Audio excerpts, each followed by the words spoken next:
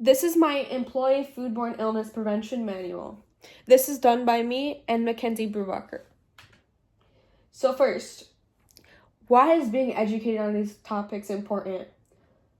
Education on foodborne illness prevention is important for anyone who's involved in food handling because foodborne illnesses, due to improper handling, can lead to serious health issues, and a lot of stuff can happen, like lawsuits, things of the sort. So by giving employees this knowledge, we can make sure that we have a safer food environment and that we can prevent any possible sickness. So what are they? What are foodborne illnesses? Some foodborne illnesses are Salmonella, E. coli, and Shigella.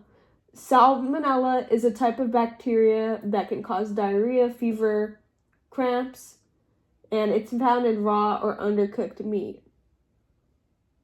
So it's about the same for everything else. E. coli is also caused by undercooked meat.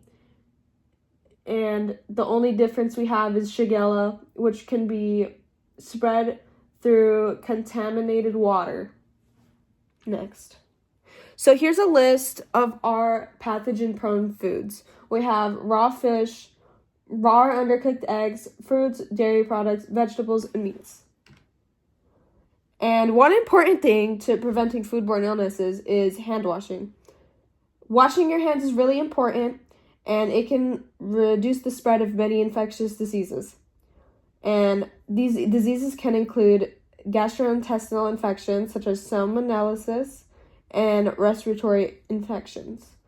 Right here, we have an image explaining the proper process to hand washing. It's a little blurry, but I think it's self-explanatory.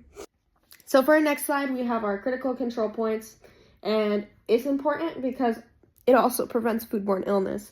So you're going to want to make sure you're cooking it thoroughly, making sure it's not red and, you can visually see that it's cooked. And we have to make sure when we handle the food that it's properly cooled and held at the right temperature for the right food, because it prevents bacteria and also prevents foodborne illness. And when we reheat food, we need to make sure that we do it the proper way. So here are some extra names for foodborne illnesses.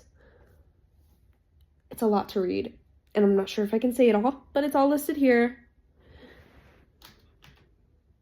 And some symptoms for this, a lot of you probably experienced it before. It can be vomiting, nausea, cramps, fever, or a headache. And some ways you can prevent it are by maintaining proper hygiene, make sure foods are stored properly, like we just went over, and make sure we're separating foods to avoid cross-contamination. And here is our fat tom.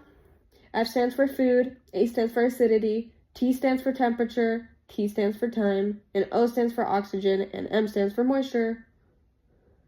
So here is the proper storage, preparing, and all that kind of stuff.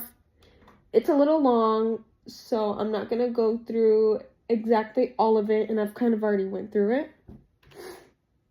And this is our list of vocab words. Oops. But, yep. Thank you. And all the vocab words are all highlighted and indexed.